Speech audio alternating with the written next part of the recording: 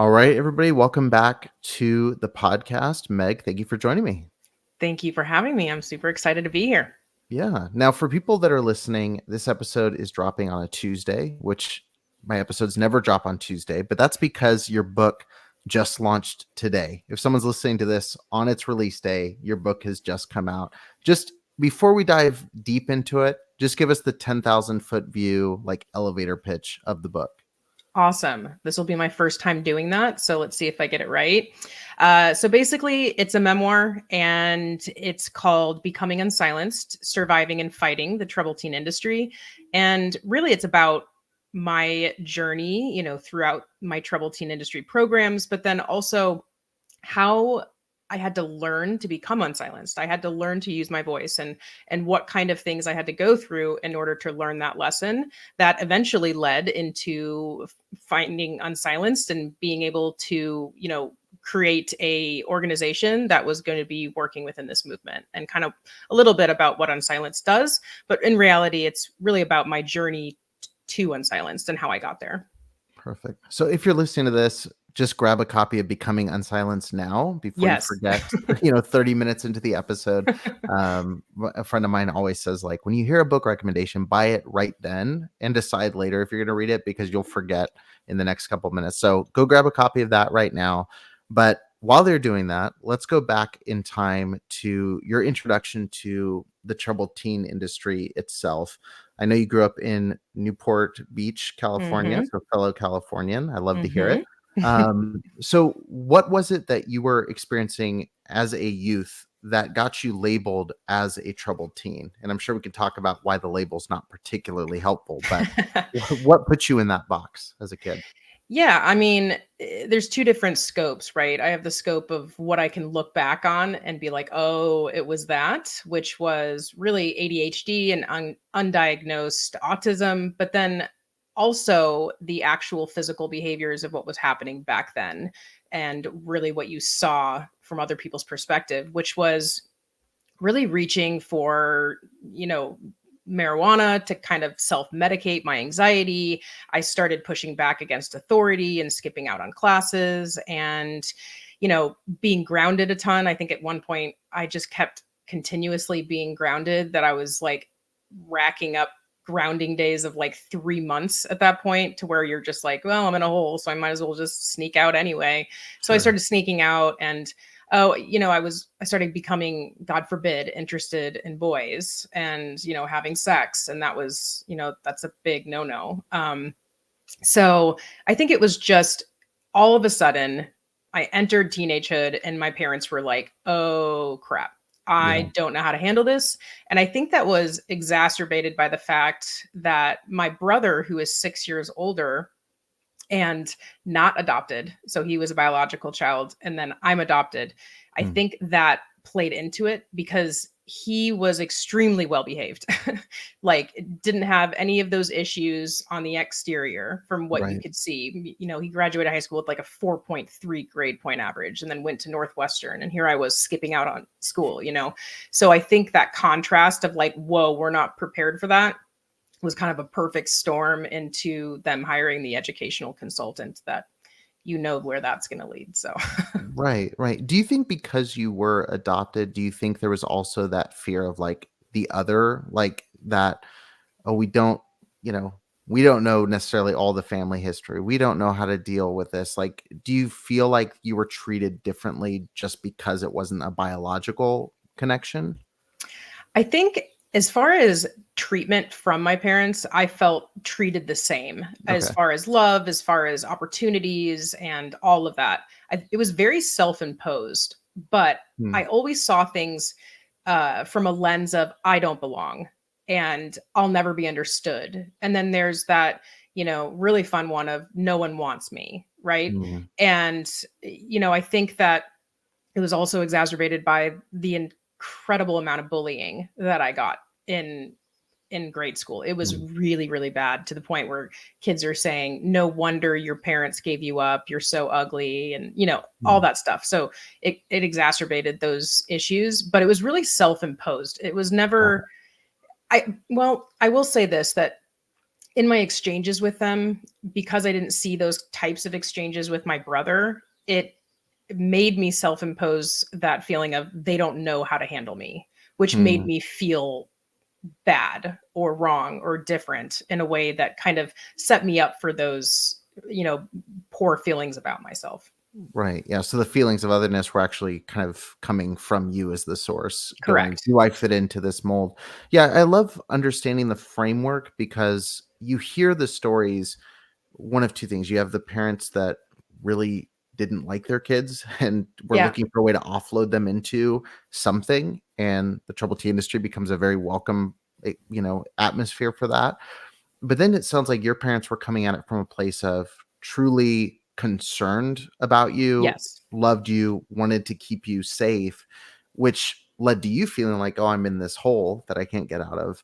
It's a really strange place to be. And from someone who's grew up in religious fundamentalism, Mhm. I know many people who expressed exactly what you just said, which is I'm already in the hole. I'm already being judged in my eyes for expressing all these things that are sinful in that world or troubled in this environment.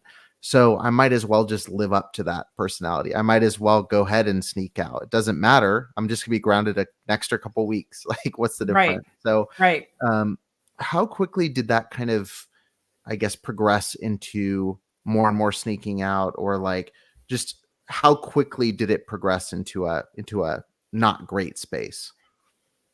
I think it was really a fight for trying to figure out who I was, and Hmm. this is super normal, right? If you look Right. at, Erickson's psychosocial stages of development, this is something that's expected during this age group of pushing back against authority, to find out who you are and your place within society. So I think that there was that going on for sure.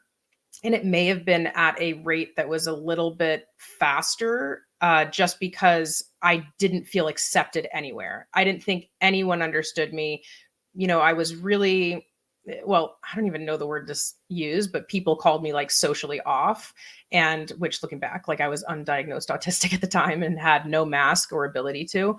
But I just didn't feel accepted. And so that drive, along with like the normal drive of being a teenager, made me try to grasp at things that could potentially make me feel accepted. Right.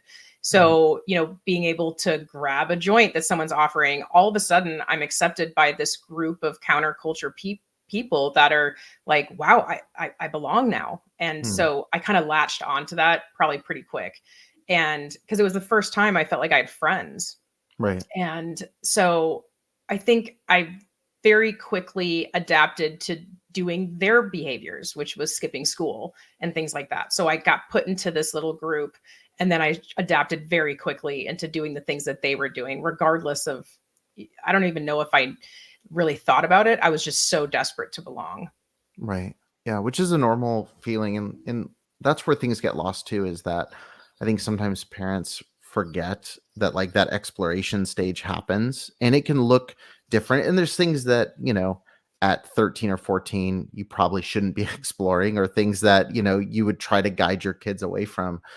But that exploration stage is so normal, whether that's sexually, whether that's finding friend groups, whether that's, experimenting with whatever activity. Like, we all go through that stage at some level. And I think it can be forgotten when you're looking at it happening through someone else's eyes, when you have hindsight on your side. And Exactly. we can go into this as deeply or as quickly as you want to, but I know there was a major kind of tipping point that involved an assault that happened in one of the times you're out with friends, and I'll let you kind of guide where we go in that conversation. But I know it was like the catalyst for some more severe action taking place later on down the road.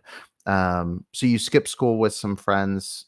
What were kind of the next things that happened? Because to me, it sounds like the response to this was equally, if not more so, traumatic than the event itself. Yeah. I mean, and it's interesting because if you, in my talks with survivors, I've talked a lot about, what happened right before. And Mhm.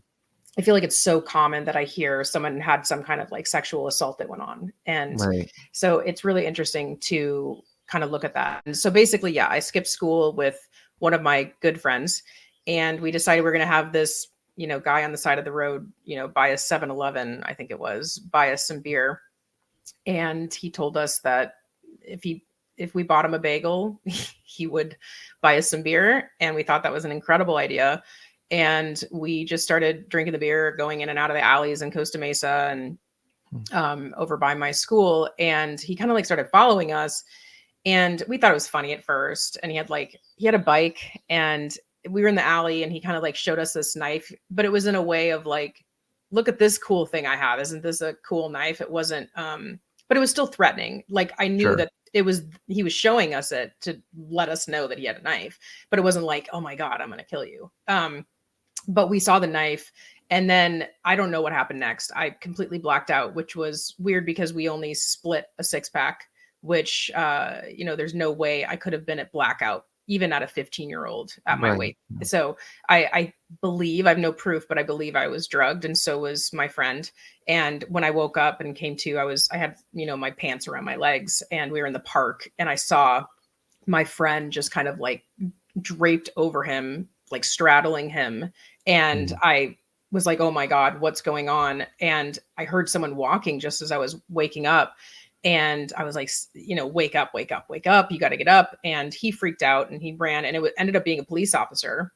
Oh, wow. And I know the police officer saw him. He had to have seen 2 15-year-old girls and a 32-year-old man in a park. And, this is back in 2001 though, where it was like, if a young girl is with an older guy in any capacity, they're the temptation, right? It's nothing to do with the guy, but I don't know, for whatever reason, he decided to question us versus going after this grown man who was just alone in a park with young children.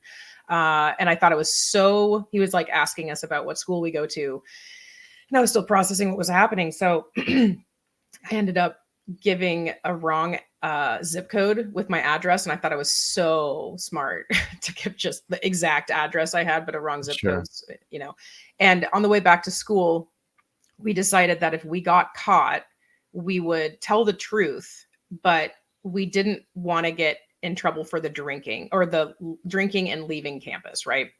We were so scared of getting expelled. So we decided if we got caught with being off campus, that we would tell them that knife we had seen, he showed up at a payphone when we were using it and made us leave and made us drink, right? Because we just didn't want to take accountability for that. And we ended up getting in trouble and saying the lie about how we got off campus. And, the FBI got involved and police, and it was really bad. We had to go into like a victim advocacy center and show a psychologist like with bears how he like did everything he did and everything like that, like with a 2-way glass. And and then all of a sudden I went to school one day and I got called in by the principal, and I could see my friend's face on the way out as I was going in, and she just said like, I'm sorry. And I was like, oh crap, she told the truth. And at that point, that was the very troubled teen moment, because this detective is telling me that they no longer believe me about the actual assault because I had lied about how I got off campus and about me deciding to drink. And then they proceeded to tell my parents. I just found out this like a year ago. They told my parents I was not assaulted, and then I was not telling the truth. And so I don't know the timeline as far as, if I think about it, my parents had to have had a educational consultant at this time. But it did seem like 2, maybe 3 weeks later, I was abducted in the night. And so they expelled us because we had consumed alcohol during school hours, and it was a 0 tolerance policy.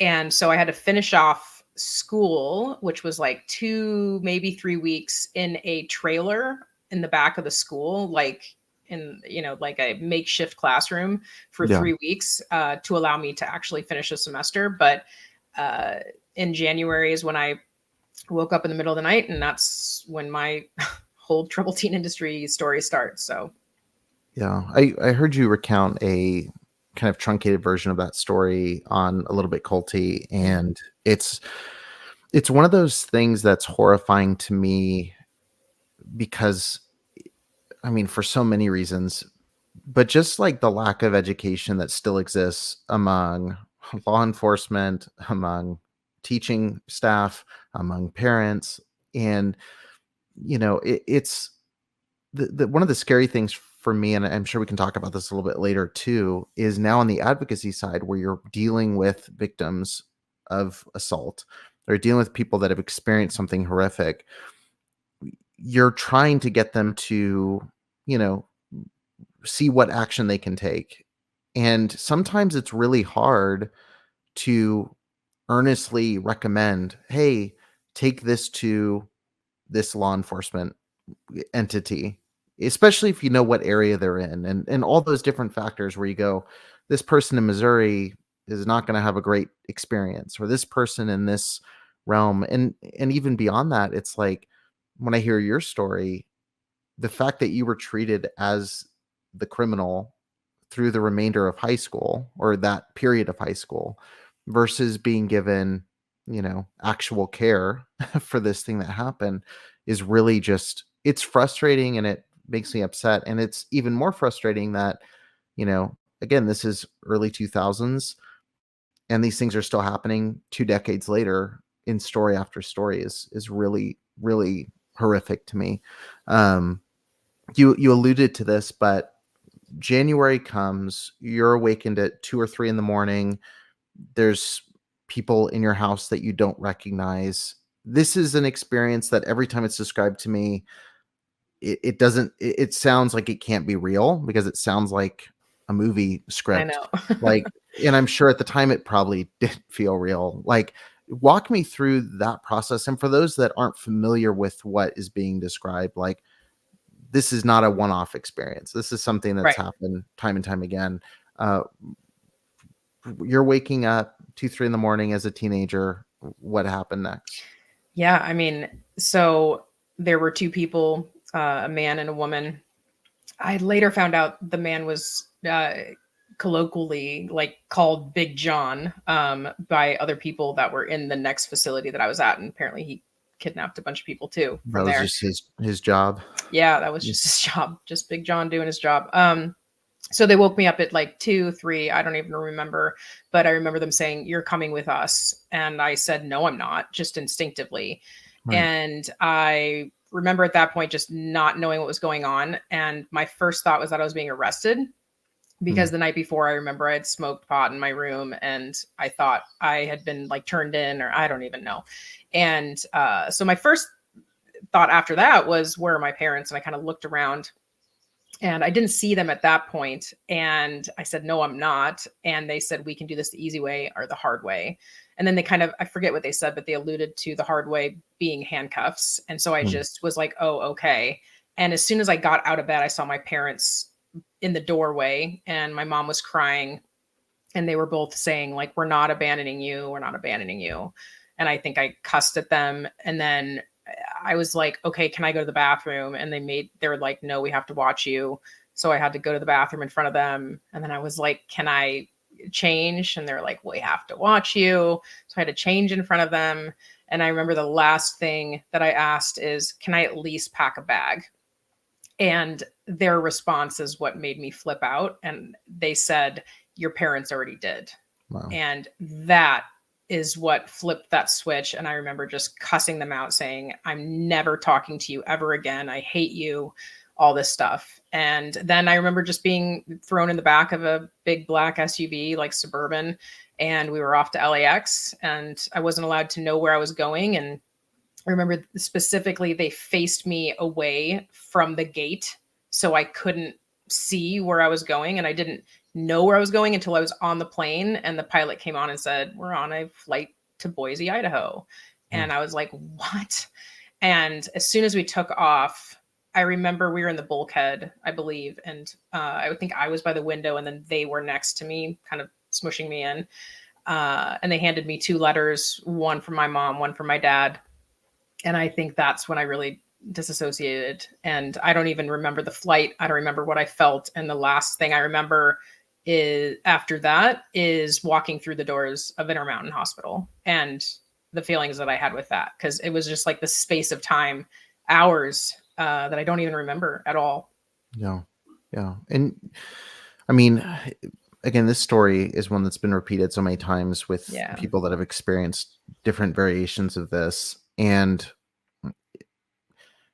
I mean, going from 15, leaving your home, I know for many people, this is sometimes their first time on a plane, leaving or leaving out of the state. Like, talk to me about arriving at the actual facility itself. When we pulled up, they kind of walk you through the doors, and Intermountain was a lockdown. I don't even know if what it's licensed as, if it's Right. a residential treatment center or if it's a psychiatric facility. But you walk through the doors, they open, and they just shut behind you. That magnetic lock sound, and you just know you can't back up. Like Hmm. there's no option. And I remember hearing that noise, and even in my 15-year-old brain knew that life would never be the same. Sure. And I could just almost feel my childhood just like drain out of my body. Right. And I remember they take all my things and they bring it into a back room, and they say that they have to search everything before I get it. And I arrived right before Super Bowl. It was like a Friday before Super Bowl weekend, I think. So the doctor wasn't going to be in until like Monday or Tuesday. So that meant I wasn't going to get like my shoes and like things like that until then.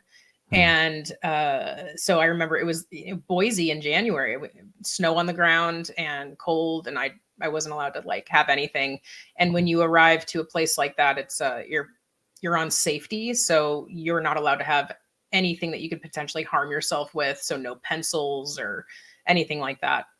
So I remember thinking like it definitely felt like a prison. And you have to remember that I grew up in a like very like nice neighborhood and went to private schools, and I mean, for lack of a better term, like very privileged, and I Sure. had no idea what was going on. I had never been exposed to even a lot of the conditions that these children in this facility had. I didn't know what an eating disorder was. I didn't know what like self-harm and things like that were. And so it was very, very scary to such a naive person and sheltered person as I was at that point. And so Hmm. I was definitely full of fear in the same way I can imagine one would be if they were like put into a prison or a juvie. Right. And I remember the main feeling I had was fear and knowing I didn't belong there. And there's even like in my doctor's notes that he would write to my parents, he would even say she continually maintains that she doesn't belong here and she doesn't have bipolar disorder and that we're wrong. It's just funny because like I was right.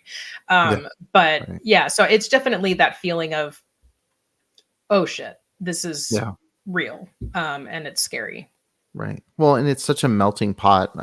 I mean, you're around like because again, you're coming at it from like you were doing some things that again, someone could have probably walked you through, like, hey, these things aren't good ideas at this Exactly. point but the range that I hear about in these homes where you have the kid who has super strict parents who snuck out to the movies and ends up here, and then you have the kid who's actually involved in gangs and potentially, you know, could get into a situation that involves like murder or a serious thing that needs to be addressed in a totally different way.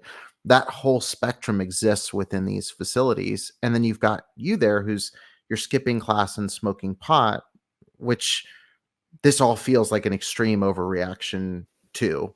And so you're there for 6 months, if I remember right, for Right. this Yep. initial facility. What Mhm. led to you transferring to a different one? Did you just time out there? Like, what was the reason you switched facilities?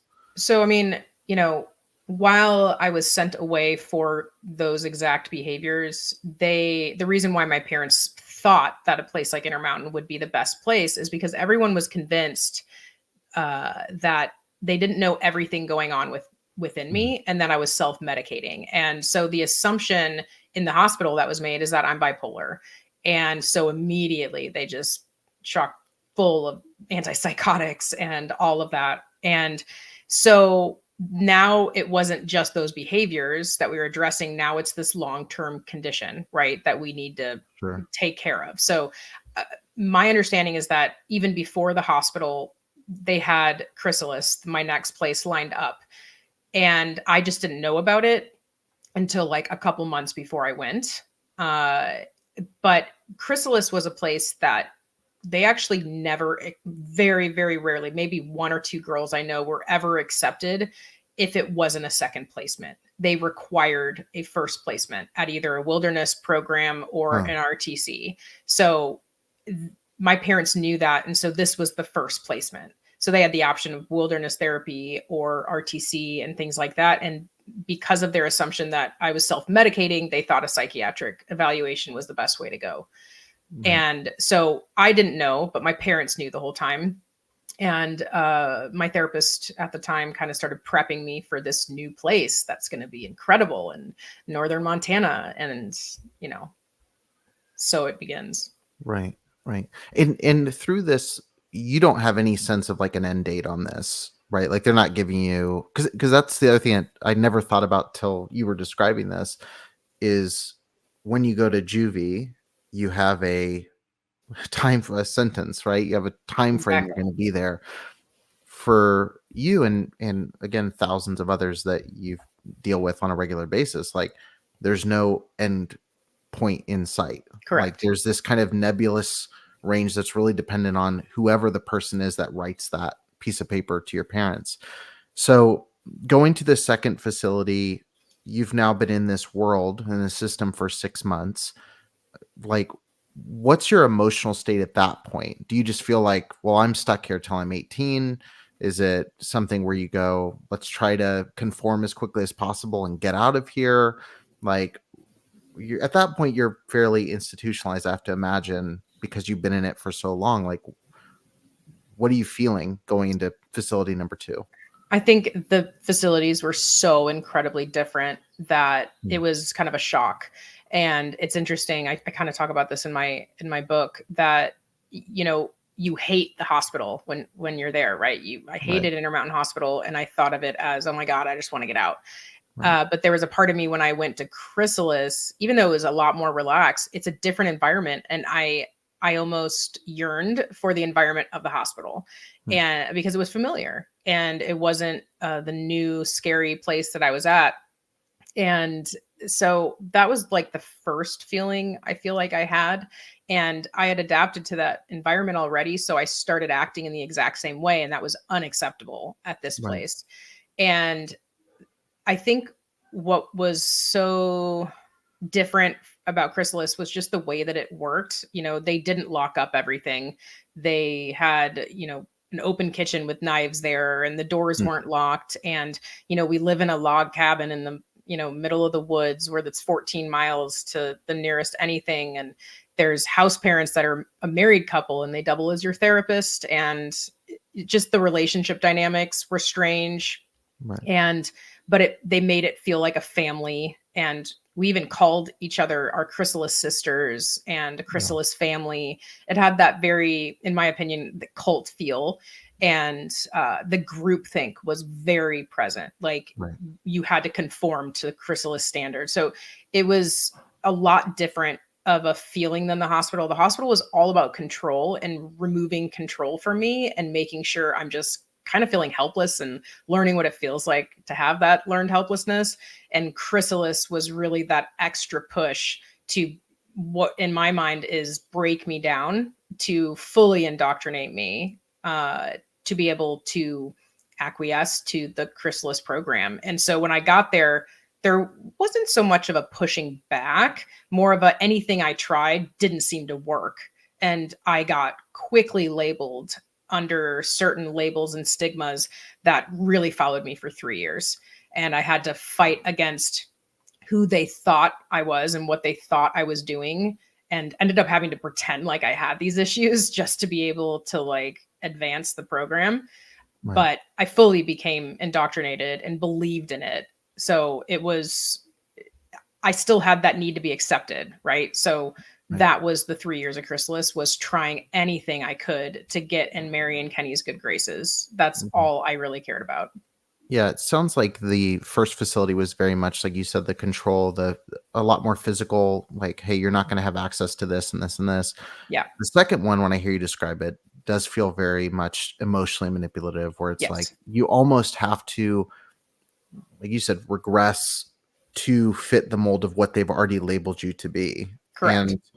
And it's incredible because in your story, you really did buy into the program. Like you did near the end, like start really going, okay, this is saving me. This is like the program that's changing things. This is my family now after 3 years with these people, to the point where you become a vocal proponent of systems like that.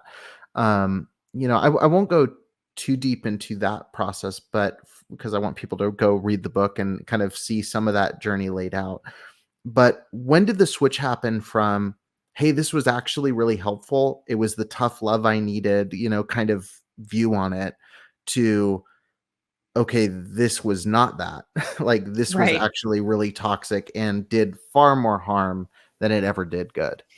It's funny. I'm having a realization like as I sit here and kind of, Hmm. we always have these wake ups. We all know about Right. them when you just Sure. have like a realization like, oh, wait a second.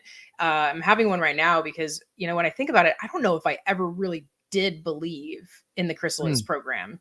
I think what I really needed and believed in was being accepted. And so it was almost like kind of a spurting of scripts that I knew I was supposed to do, and that those scripts led to being accepted and having friends and being loved and success, and you fill in the blank. And I think that I just became really accustomed to repeating those scripts both to Hmm. myself and to others. And I think it also acted as a really good defense mechanism for myself to dig into exactly what happened there, right? Um, Yeah. Everything from how I described that time in my life, people would say, "Where'd you go to high school?" And I'd say, "Oh, a boarding school," right? It wasn't a boarding school. It was Yeah. definitely not. But that point that it really went to, oh, wait, I was abused, was really during the This Is Paris documentary, to be honest. It Hmm. was it was during the scene when she was talking about how she was abducted, and what did it for me was the same words that were used with Paris were the same words used with me. And I was like, how could that be? Because she went to these places and I went to a completely different place. How is that possible that the same scripts are being used? And, that's when I go on to find out that it's an industry Yeah. and it's a for profit industry, and that there's a gigantic community of survivors. And at that point, I didn't even know. It took that to really understand it wasn't just chrysalis girls in the world. Like there Right. were other programs and they were creating survivors. And I had never heard that word before, a survivor. And, that was the first of my few big wake ups that I go in full detail in the book. But the small wake ups were really kind of like thinking about not an overall experience, more just like thing that happened, for instance. And that was really, coming out of being a mom. I've got Hmm. 4 kids ranging in age from 3 to 13. And when I became a mom, I started seeing things not through Meg's eyes, but through like what it would be like to have to happen to one of my kids. So a Yeah. mom's eyes, right? So I started viewing my own experiences as, what if that was to happen to Spencer? What if that was to happen to Jackson or Harper? How would I feel if a therapist had Spencer sit on his lap? Oh my God, that's Hmm. abuse. Wait, how would I feel if Spencer's therapist enjoyed wrestling with her? Oh my God, that's abuse. And it started off with little like things like that, Yeah. that was easily covered up in my defensive, my almost like my coping mechanisms to not being ready for the trauma yet, almost. Right. And so it would be covered up by, oh, that's chrysalis. No one would understand because that's just how chrysalis was, Right. right? It It was may different. seem Yeah. abused. Yeah, exactly. You just kind of explain it away in your head. And all those little things that I had realized about, in relation to viewing it through my kids' eyes all came back during the documentary. That's when it was like, I remember just crying my eyes out, just bawling.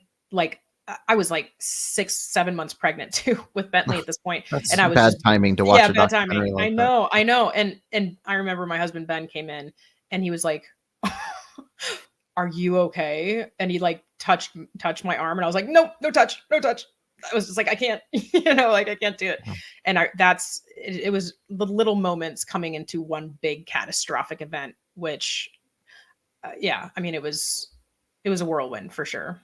Yeah. With how many survivors and how many of these homes there are, which it's even hard to know exactly because of how many unlicensed and unregistered homes that exist all over the place, run by small churches and groups and things like that. It's amazing how underground it all still is. And you mentioned you're somebody that was in one of these programs, but it took a documentary from Paris Hilton, which I think was on nobody's, bingo card for that year, to Right. kind of really bring a lot of public awareness to it. And I Exactly. know for myself, I don't know if I've ever mentioned this to you when we've when we sent a message back and forth here and there, but growing up, we had a former staff member of Agape that taught at our Christian school in California. Mm. And so he would present Agape often, and I always thought, "Oh, it's great." They're either because you get the spiel, these kids that come to our school were either gonna go to juvie or they were gonna end up dead, and they came to our school instead and rode horses, and now they're, thank God they're saved, and, Oh gosh. at the time, I thought that they were amazing, and even starting the podcast, I didn't even think to even go into that world because it was just a positive thing that existed. I didn't correlate that and abuse at all. And then the Hepzibah House stuff started really coming out. Talked to Amanda Householder and she mentioned Agape, and I was like, "What's wrong with Agape? Like, like, let's start talking about it." And then you start realizing, oh, there's thousands of people who've been impacted by homes like this all over the country, and they all are like photocopies of each other to varying degrees. Yep. Um, Once you realize there's an industry here, like you figured this out in like 2020, I think is when the series came out. Yeah, that's when it started for sure. What pushed you so quickly to go like, okay, let me spring into action and start tackling this? You're 7 months pregnant watching the series. You've got a life now that is very much detached from that in some ways, but still impacted, obviously. Yeah. Like, what makes you make the jump to go like, okay, public advocacy, like, let's take this stuff down? I think it was, at first there was that need for finding other people like me, which it was actually Sure. pretty hard to find the survivor community, and I didn't really find them right away. I wanted to feel validated and find out more information. I'm very much like I want to be informed about all this stuff and learn as much as I can and kind of deep dive into all the aspects of things. It was really hard to find that though at that time. I didn't, I found some stuff from like England journals or whatever about boarding school syndrome, but really Right. nothing more than that. But beyond that, what really I was driven by was how much my body shut down after that. Just the CPTSD symptoms that were like really coming into play. It was I remember sitting on the couch multiple times and my brain was fine. Like I wasn't having any like weird thoughts or thinking about past abuse, but my body would start reacting as though I was in a fight or flight response. So my heart would start pounding and I would start sweating and feeling, these things. And I'm like, my brain's fine. Why is my body acting like I'm in danger? I don't. So there Right. was like this really crazy disconnect. And then I started seeing a lot of symptoms of like, I say symptoms, but more like effects of I'd be in a conversation and the second any criticism started, this is a non-professional relationship. So this is like personal relationships, when something would be like critical of me, my body felt like it was shutting down. And it Mm. was like this crazy feeling I had. And I was like, I need to figure this out because I don't want to live my life like that, right? Yeah. The world is full of conflict and constructive criticisms that I want to be able to take. And so I was really driven by actually wanting to feel better. And I'm a very big proponent in mental health and therapy and all of that. And my first drive was actually, I'm going to tackle this shit and I'm going to make sure that I'm not affected by my trauma like I currently am. And Mm. I'm going to never stop until I'm able to live my life in the way that I know that I can, which is not being scared of panic attacks and, not being scared to leave the house, which I've gone through periods of. And so I was really driven, and that's what actually got me into EMDR, which saved my life. And once I got into EMDR, and I was doing like, I don't know, like 3 or 4 hours a week of EMDR therapy. And at that point, I knew I wanted to do advocacy work, but I also knew that the trauma I was feeling was going to be replicated in countless other survivors. Sure. And if I wanted to deal with the information that was going to be downloaded onto me every day, I knew I had to be more processed and ready for that. And so that's when I started that 6 month-ish time of doing EMDR therapy. And I decided I wasn't going to start any advocacy work until I was at a place where I wasn't feeling as disassociated. And I had really bad disassociation for years. I didn't Right. feel like I had my own thoughts and derealization. And so I had to really start to prove myself that I was capable of feeling normal. And that is when I ended up finding the community and kind of going into that route in the advocacy world. Yeah. Yeah. I think that's huge. And it's something that, and I'm sure again, you probably see this all the time when you're talking to people who are in that stage of realization that, oh, this wasn't healthy.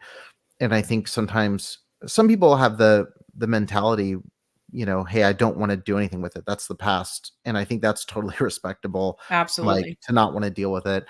And then there's people who want to jump in to advocacy, or jump into just doing a podcast episode or writing a blog post, but they haven't taken the time to really work through it Right. personally. Right. And, it's one of those things, like once you put it out there, it's out there. So I think it's good to take that time, like you just mentioned, to, okay, when am I ready to take this on? Because I'm about to open the floodgates of other people messaging me about this. I'm going to deal with all the unexpected dramas that come from dealing in this world. Like, I think it's really commendable that you recognize you needed to take that time, because I've talked a lot of people off the ledge who are Yeah. like, let me do a podcast interview. I'm like, you just told your husband about this, or you just Oof. told your wife Yeah. about this, or you just told me about it, and I'm the first person you've ever told. Like, let's take a second and really make sure that we're ready for this decision. And I think that's huge. I think that's good for people to hear. Still, even with all that, you're still moving at a pretty lightning speed into this world. And because of the Paris Hilton name, the attention on that just shot up like 1,000 times what it was. Like, was there anything that you didn't expect? I'm sure there's a lot. Was there anything you didn't expect stepping into that public forum that you wish in hindsight you would have prepared yourself for, that maybe no amount of, work that you had done did prepare you for initially? Yeah, I mean, I think that, I'd always been in the business of creating change, right? I've been in nonprofits Sure. my entire life. I'm very mission driven. So that was really easy. But what I didn't expect, and what therapy obviously didn't prepare me for, because it's not about processing, it's about kind of forecasting, that when you feel so close to a topic such as this and it affects you so deeply, you have a greater amount of need for it to change. And that need can sometimes translate into, well, oftentimes translate into trying to do too much too fast Mhm. and wanting it to change, overnight. And I think that one of the most common things that I see, and it happened to me as well, is really overworking and just kind of telling yourself that Rome wasn't built in a day is really important. And Right. also that it, change isn't dependent on any one person. And to really lean on other people and rely on other people and advocate for yourself, for breaks, for, taking breaks in general from advocacy work. And I mean, I do that all the time.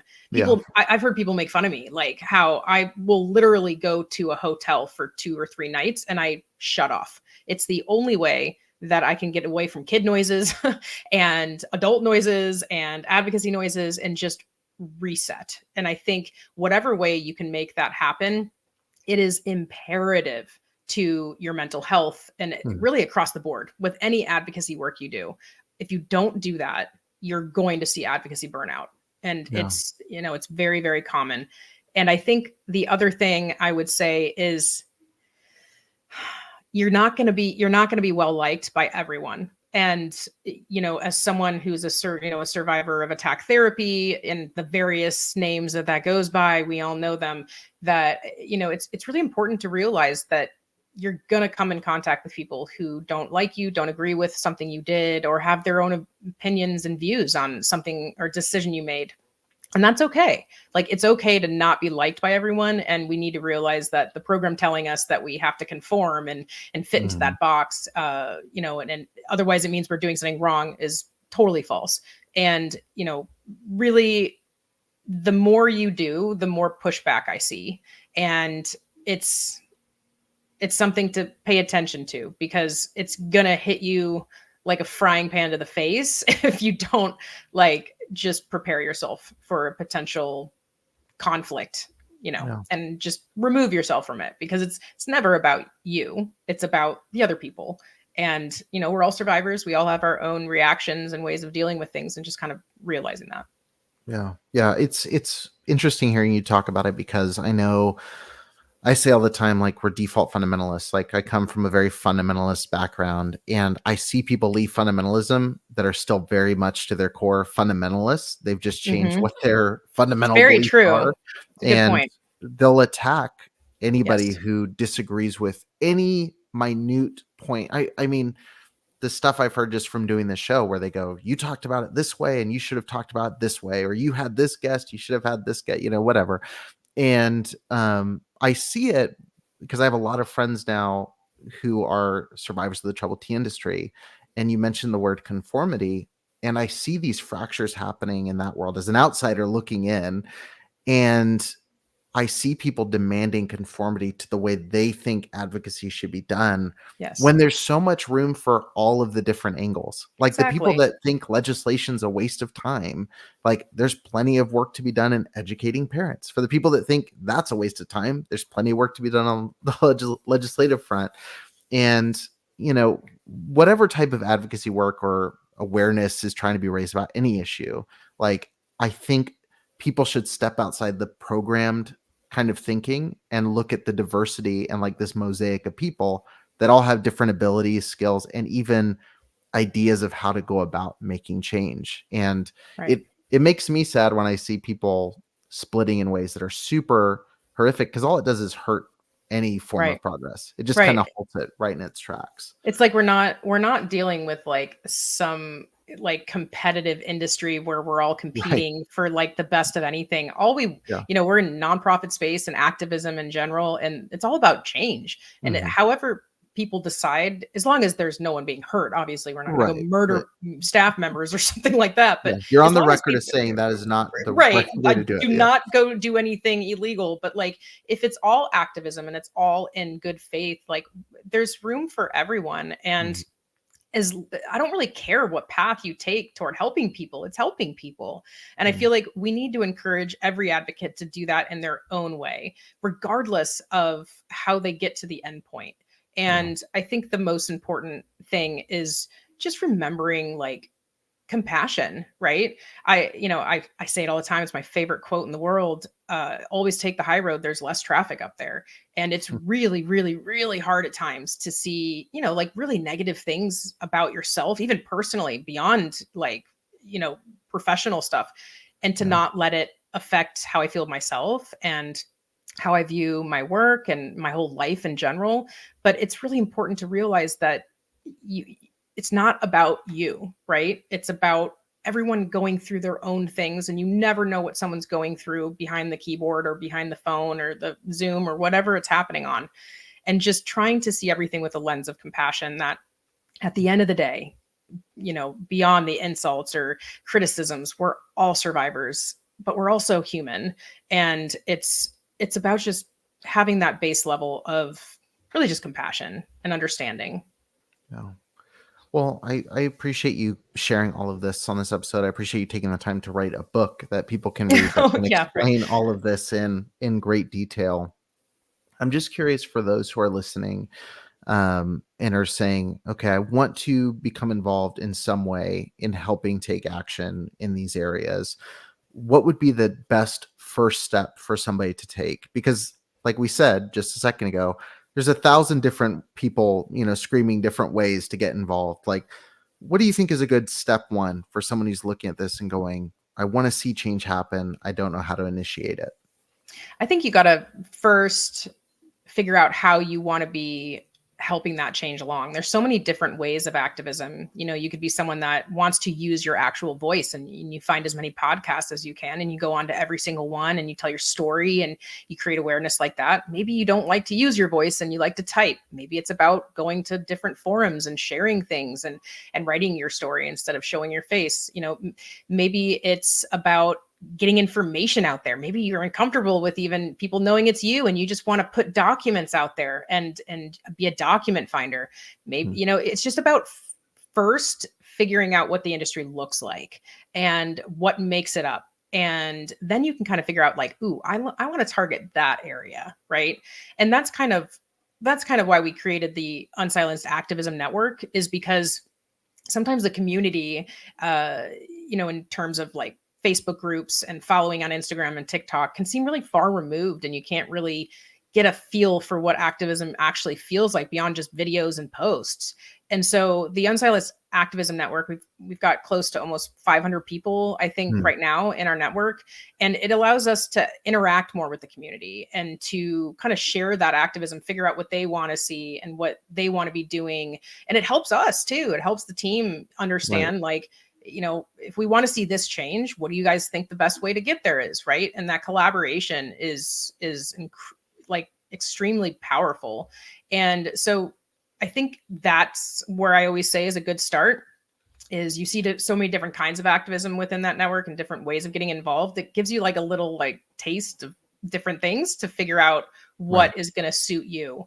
And like for instance, I just started this social hour call with the Mighty Network, the activism network that we have.